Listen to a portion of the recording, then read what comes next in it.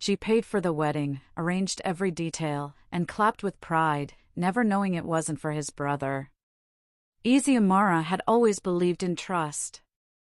She believed in the goodness of her husband, in the safety of her home, and in the simple truth that loyalty should be returned with loyalty. So when Christopher told her his younger brother was getting married abroad, she didn't hesitate. She smiled and said, "Of course, I'll help."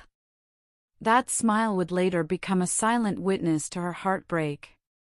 From the beginning, Christopher played his role flawlessly. His voice carried excitement whenever he spoke about the wedding. He shared schedules, discussed vendors, and involved Eziamaraa in every decision: flights, accommodation, logistics.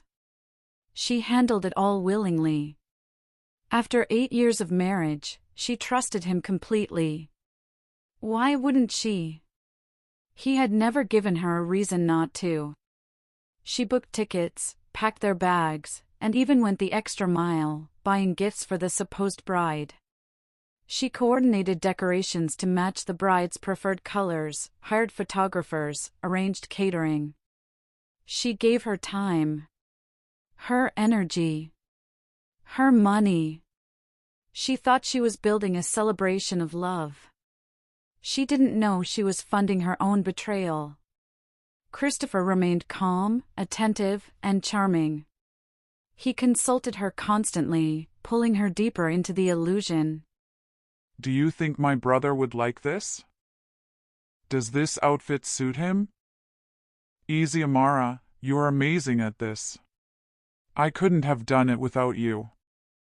Every compliment was calculated. Every reassurance carefully placed to quiet the tiny doubts that tried to rise within her.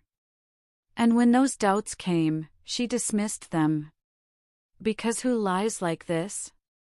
Who builds something so perfect, just to destroy someone else?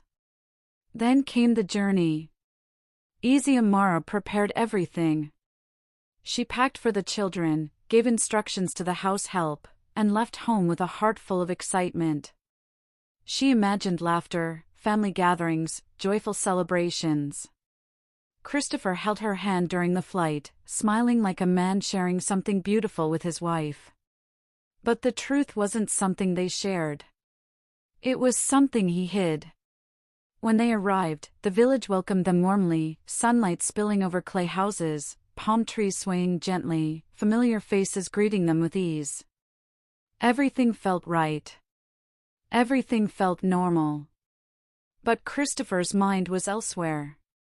Each step brought him closer to a plan he had been building for years. Every vendor, every arrangement, every person who knew the truth was part of it. And Eziamaraa was at the center of it all, without knowing. As they approached the family compound, her excitement grew. Children ran past them laughing. Neighbors waved. The air carried the promise of celebration. But something was off. When they stepped inside, she noticed it immediately: some of Christopher's siblings were missing. Only his father stood there, smiling, welcoming them. A question rose in her throat. Christopher answered before she could ask. They're preparing elsewhere, he said smoothly. They'll join us later. She nodded. She believed him. She always did. What she didn't know was this. The wedding she had planned. The wedding she had paid for. The wedding she was excited to attend. Was not for his brother. Not for a stranger. Not for anyone she had imagined. It was for another woman. A woman waiting behind those doors. A woman who already held the heart her husband had vowed to protect. Eziamaraa walked forward with pride, unaware she was stepping into the moment that would shatter her entire world. The sun burned brightly overhead. The colors were alive. The drums were ready to sound. Everything looked like celebration. But before the day would end, everything would change. The wedding had begun. And Eziamaraa had no idea it wasn't for his brother. the kitchen floor. I built this house from love and more.